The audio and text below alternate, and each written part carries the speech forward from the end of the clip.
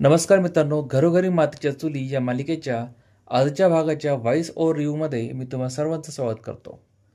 तर आजच्या भागाची सुरुवात होते त्यावेळेस आपण बघतो की ऐश्वर्याने गुंड पाठवून रणदिव्यांचा सगळा बिझनेस म्हणजे फराळाचे स्टॉल वगैरे उद्ध्वस्त केले असतात. आणि त्यानंतर मात्र घरी आल्यानंतर सगळे टेन्शनमध्ये असतात.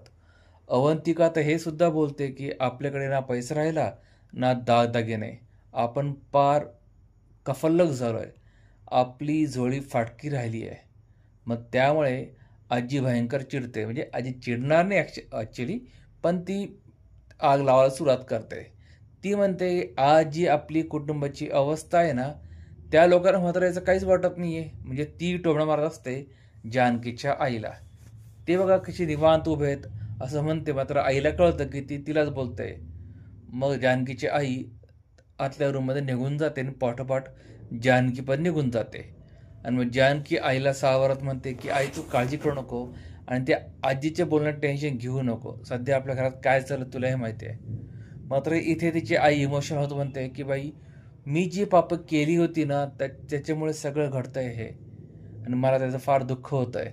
आणि तू बिचारी घर सावरण्याचा प्रयत्न करते पण दलदलीत अडकत चालल्यासारखी मला दिसतेस.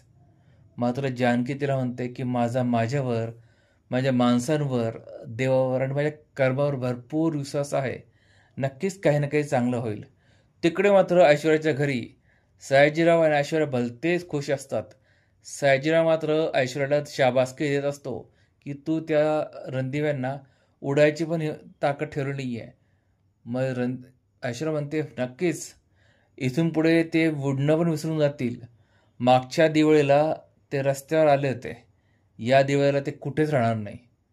मग मात्र सयाजीराव म्हणतो अगं बाई आपण दोघे खुश आहोत पण तुझी आई मात्र खुश दिसत नाही आहे. मग जानकी म्हणजे ऐश्वर्या म्हणते की ही माझी नाही, तर मला कधी कधी वाटतं की जानकीची आई आहे ही.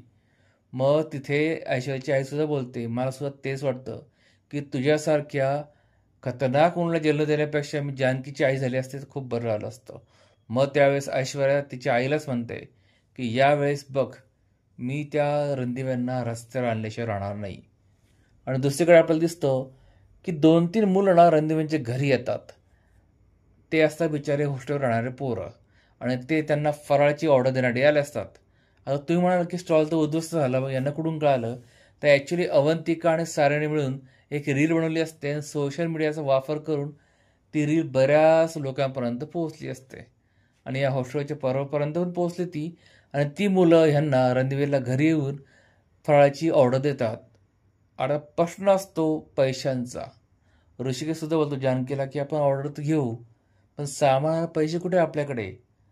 मात्र त्यातली एक मुलगी म्हणजे त्या मुलांपैकी एक मुलगी जानकीला पैसे देत म्हणते की हे तुम्हाला ॲडव्हान्स ठेवा आणि बाकीचं आम्हाला फराळ दिल्यानंतर तुम्हाला देऊ. मग काय मित्रांनो, सगळे रणदिवे खुश होतात. आणि या खुशीत सुद्धा आजीबाई मात्र सुमित्रा आईच्या कानामध्ये जानकीबद्दल विष कालवायला विसरत नसते. ती अजूनही जानकीच्या विरुद्धच बोलत असते की हे सगळं जे घडलं ते जानकीमुळेच घडलं. आणि अजूनही तुम्ही सगळे रणदिवे काही शुद्धी राहायला तयार नाही आहात. त्याच मुलीच्या म्हणजे मध्ये हो मिळवत आहे. मला वाटतं तू ऐश्वर्याची पुन्हा हात मिळवणी करावी. मात्र आई म्हणते मागच्या वेळेस मी तुझं ऐकून त्या ऐश्वर्याशी बोलले, फोन केला, मात्र तिने माझा अपमान केला आणि प्लीज आता या विषयाला सोडून दे. मात्र ती म्हणते अगं बावडेस का तू, तुम्ही ना सगळे रणदिवे पागल झालात. अगं मी असं ऐकलं आहे की त्या ऐश्वर्याकडे पैसे आहेत, ती मास्कमॅनसोबत आहे आणि मास्कमॅनने तिला खूप पैसे दिले.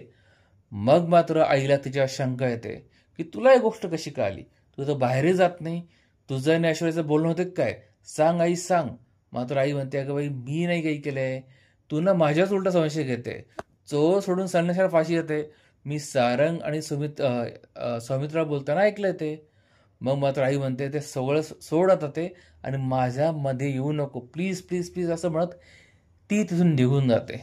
दुसरीकडे मात्र आपल्याला दिसतं की सौमित्र भलता टेन्शनमध्ये आला असतो आणि तो अवंतिकाला म्हणतो की माझ्यामुळे तू पण इथे अडकलीस. आपण जर मुंबईला गेलो असतो ना तर आपल्याला ह्या गोष्टीमध्ये पडायची गरज पडली नसती आणि आपल्यासोबत हे सगळं घडलं पण नसतं आणि मला फार अपराधी वाटतंय. मात्र अवंतिका इथे अगदी हुशार बायकोप्रमाणे त्याला म्हणते की तुम्ही काळजी करू नका. मी असं काही तुम्हाला म्हटले का तुमच्यावर मी इथे अडकले, तुमच्यामुळे मला त्रास होतो. उलट हे बघा ना, की आपण अख्खं कुटुंब या संकटाशी लढतोय आणि आपण एक फॅमिली आहोत आणि मला हेच हवं होतं. मग यावेळेस मात्र स्वामी तर तिचंही कौतुक करतो. दुसरीकडे मात्र आपण बघतो की जानकी आणि ऋषिकेश बसलेले असतात. त्यावेळेस जानकी ऋषिकेशला म्हणते की यावेळी दिवाळीला आपल्याकडे काहीच नाही आहे, ना सोनं नाणं ना पैसे वगैरे काही. पण मला वाटतं या दिवाळीला आपल्या घरच्या लोकांच्या चेहऱ्यावर आनंद पाहिजे असेल ना, तर माझ्याकडे कल्पना आहे. तुम्हाला सांगू का? मग ती ऋषिकेशला काहीतरी सांगते. पुढे आपण बघतो की छोटी ओवी आहेत. छान छान कपडे तिने म्हणजे मागच्या वेळी जे बाबाने कपडे दिले होते तिला ते घालते आणि मग ऋषिकेश तिला एक गुड न्यूज देतो की तुझा सारंग म्हणजे गुलाबजाम काका तुला फटाके आणायला गेला आहे. आणि एवढं सगळं चालू असताना मित्रांनो, ऐश्वर्या अजूनही रणदिवे कुटुंबावर लक्ष ठेवून असते. तिने तिथे एक माणूस पाठवला असतो आणि तो रणदिवेच्या कुटुंबाच्या घरावर लक्ष ठेवून असतो आणि तेवढाच घराबाहेर पडते माया. मग ऐश्वर्या तिला सांगते की ह्या मुलीला फॉलो कर आणि ती काय काय करते, कुठे कुठे जाते मला सांग. आता माया कुठे जाते आणि ऐश्वर्यातून काय मिळतं हे आपल्याला बघायचं आहे. आणि मित्रांनो, इथे आजचा भाग संपतोय. तुम्हाला आजचा भाग कसा वाटला कमेंट करून जरूर कळवा. तुम्हाला काय वाटतं पुढे काय होऊ शकेल तेही कमेंट करून जरूर कळवा. तुम्हाला आजचा भाग आवडला असेल तर व्हिडिओ लाईक आणि शेअर करा. भेटूया पुढच्या भागात. तोपर्यंत काळजी घ्या.